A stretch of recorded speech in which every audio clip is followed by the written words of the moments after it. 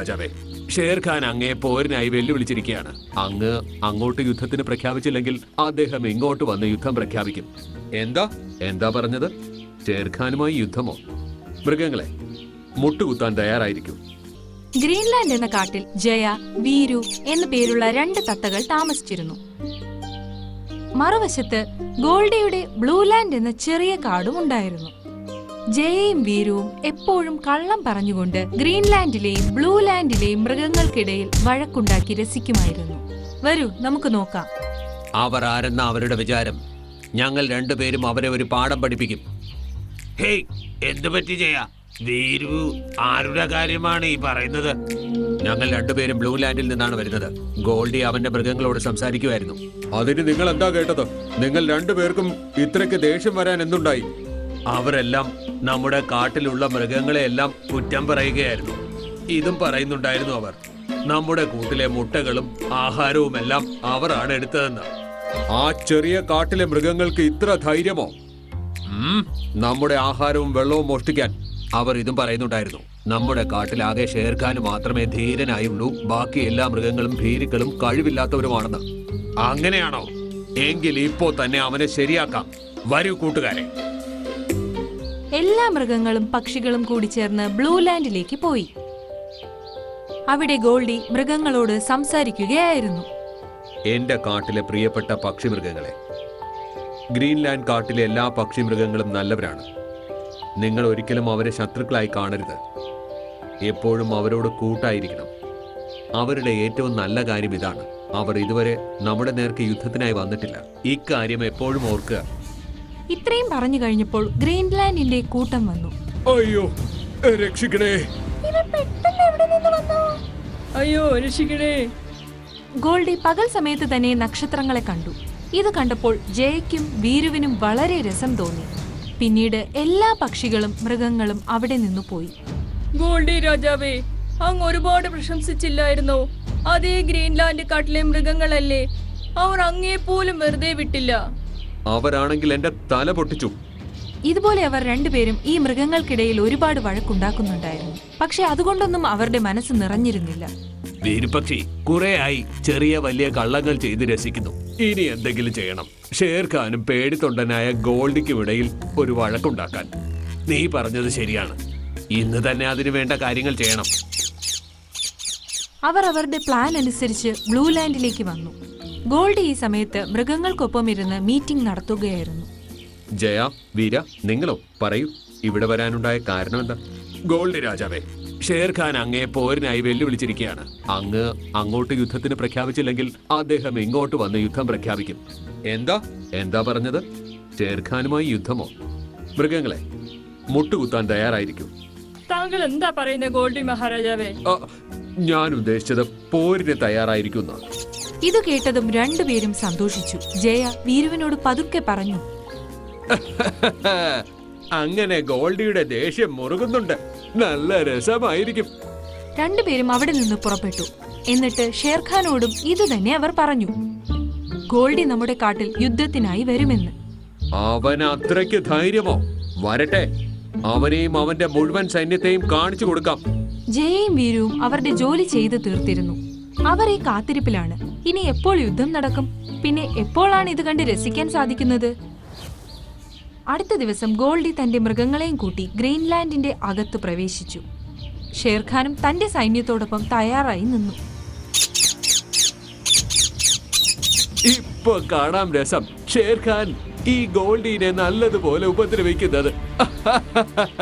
ഷേർഖാൻ, തോൽവി സമ്മതിക്കുക, അല്ലെങ്കിൽ നല്ലതല്ല നടക്കുക. ഷേർഖാൻ പരിക്കേറ്റ് വീണു. ഇത് കണ്ട് എല്ലാവരും ആശ്ചര്യപ്പെട്ടു. ജയയുടെയും വീരുവിന്റെയും മുഖത്തെ സന്തോഷമെല്ലാം മാഞ്ഞുപോയിരുന്നു. തോൽവി സമ്മതിക്കുന്നു. നിർത്തൂ ഗോൾഡി. അവസാനം നമ്മൾ ജയിച്ചു. ആ ഗോൾഡി, നീ ജയിച്ചു.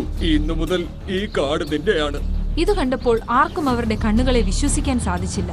ഷേർഖാൻ ഇത്ര പെട്ടെന്ന് എങ്ങനെ തോൽവി സമ്മതിച്ചു? ഷേർഖാൻ, ഞാൻ നിന്നോട് ആജ്ഞാപിക്കുന്നു, നീ ഇവിടം വിട്ടു പോകണം. ഇത് കേട്ടപ്പോൾ ഷേർഖാൻ മുഖം താഴ്ത്തി അവിടെ നിന്നും ഗ്രീൻലാൻഡിന്റെ സമുദ്രതീരത്തേക്ക് പോയി. ഇനി മുതൽ ഗ്രീൻലാൻഡ് എന്റെ രാജ്യമാണ്. ഇവിടുത്തെ എല്ലാ മൃഗങ്ങളും ബ്ലൂ ലാൻഡിൽ നിന്ന് വന്ന മൃഗങ്ങളുടെ അടിമയായിരിക്കും. ജയ, വീര, നിങ്ങൾ എപ്പോഴും എന്റെ കൂടെ ഉണ്ടായിരിക്കണം, എന്റെ പ്രത്യേക പരിചാരകരായി. ഇത് കേട്ടപ്പോൾ ജയയുടെയും വീരയുടെയും കണ്ണുകൾ നിറഞ്ഞൊഴുകാൻ തുടങ്ങി. പിന്നെ എന്തുണ്ടായി? മുഴുവൻ ഗ്രീൻലാൻഡിലും ഗോൾഡിയും അവന്റെ മൃഗങ്ങളുടെയും ഭരണം തുടങ്ങി. ഇപ്പോൾ ഗോൾഡിയെ പരിചരിക്കാൻ ലോമഡിയുടെ കൂടെ ജയയും വീരയും ചേർന്നു. ഗോൾഡി അവരെ എവിടെയും പോകാൻ സമ്മതിക്കില്ലായിരുന്നു. അതിനു പുറമെ ലോമഡി തമാശയ്ക്കായി അവരെക്കുറിച്ച് പരദൂഷണം പറയുകയും. ഇപ്പോൾ ജയയുടെയും വീരയുടെയും ജീവിതം വളരെ മോശമായി തീർന്നിരുന്നു. ഒരു ദിവസം ഹിരൺ ഓടി ഗോൾഡിയുടെ സദസ്സിൽ വന്നു. അവിടെ എല്ലാ മൃഗങ്ങളും ഉണ്ടായിരുന്നു. നമ്മുടെ കാട്ടിൽ ഗജരാജന്റെ ആക്രമണം ഉണ്ടായി മഹാരാജാവേ. എന്താ നീ പറഞ്ഞത്? മൃഗങ്ങളെ മുട്ടുകുത്താൻ തയ്യാറായിക്കൊള്ളൂ. ഇതെന്താ അങ്ങനെ പറയുന്നേ? ശരിയാണ്, ഷേർഖാനെ ഞാൻ തോൽപ്പിച്ചു. എന്നാൽ ഗജരാജന്റെ ആക്രമണത്തെ എനിക്ക് തടയുവാൻ സാധിക്കില്ല. ഇതെല്ലാം ഞങ്ങൾ കാരണമാണ് സംഭവിച്ചത്. ഷേർഖാൻ ഇവിടെ ഉണ്ടായിരുന്നെങ്കിൽ നമുക്ക് പേടിക്കേണ്ടി വരില്ലായിരുന്നു. ഇത് കേട്ടതും എല്ലാ മൃഗങ്ങളും അതിശയത്തോടെ അവരെ നോക്കാൻ തുടങ്ങി. നീ എന്താ പറഞ്ഞത്? ഞങ്ങൾ ഞങ്ങളുടെ സന്തോഷത്തിനായി അങ്ങയെയും ഷേർഖാനെയും തമ്മിൽ വഴക്കുണ്ടാക്കി. ഷേർഖാന് അങ്ങയോട് വഴക്കുണ്ടാകണമെന്ന് ആഗ്രഹമുണ്ടായിരുന്നില്ല. ഇന്ന് നമ്മുടെ കാട് നിങ്ങൾ രണ്ടുപേരും കാരണം അപകടത്തിലാണ്. ഇനി എന്താകും നമ്മുടെ കാര്യം? ഞങ്ങൾക്ക് ഈ കാര്യത്തിൽ ഒരുപാട് കുറ്റബോധമുണ്ട്. പക്ഷേ ഇനി ഒന്നും ചെയ്യാൻ പറ്റില്ല. അപ്പോൾ ധും ധും ശബ്ദത്തോടെ ഭൂമി കുലുക്കിക്കൊണ്ട് അവരുടെ മുന്നിലേക്ക് കുറച്ച് ആനകൾ ഓടി വന്നു. ഗോൾഡി പേടിച്ച് വിറയ്ക്കുവാൻ തുടങ്ങി. എല്ലാ മൃഗങ്ങളുടെയും അവസ്ഥ അതുതന്നെയായിരുന്നു. എല്ലാ മൃഗങ്ങളുടെ ഉള്ളിലും വല്ലാതെ പേടി തോന്നി തുടങ്ങി. ഗജരാജ് അവരെ തൊഴിക്കുവാൻ തുടങ്ങുകയായിരുന്നു. പെട്ടെന്ന് അദ്ദേഹം നിന്നു. എല്ലാ മൃഗങ്ങളും നോക്കുമ്പോൾ ഗോൾഡിയുടെ മുന്നിൽ പെട്ടെന്ന് ഷേർഖാൻ നിൽക്കുന്നു. ഷേർഖാൻ, അങ്ങ് ഇവിടെ തന്നെ ഉണ്ടോ?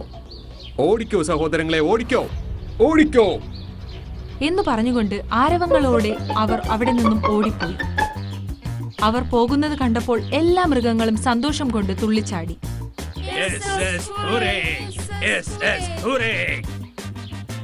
ഷേർഖാൻ, അങ്ങ് ഇവിടെ തന്നെ ഉണ്ടായിരുന്നോ?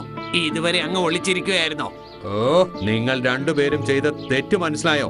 അതെ ഷേർഖാൻ, ഞങ്ങളുടെ സന്തോഷത്തിനായി നിങ്ങൾ രണ്ടുപേരെയും തമ്മിൽ വഴക്കുണ്ടാക്കാൻ ശ്രമിച്ചത് തെറ്റായി പോയി. ഇന്ന് ഞങ്ങളുടെ ജീവിതം വളരെ കഷ്ടത്തിലുമായി. ഈ ഗ്രീൻലാൻഡിലെ മൃഗങ്ങളും അടിമകളെ പോലെയാണ് ജീവിക്കുന്നത്. ഷേർഖാനും ഗോൾഡിയും രണ്ടുപേരും ചിരിക്കുവാൻ തുടങ്ങി.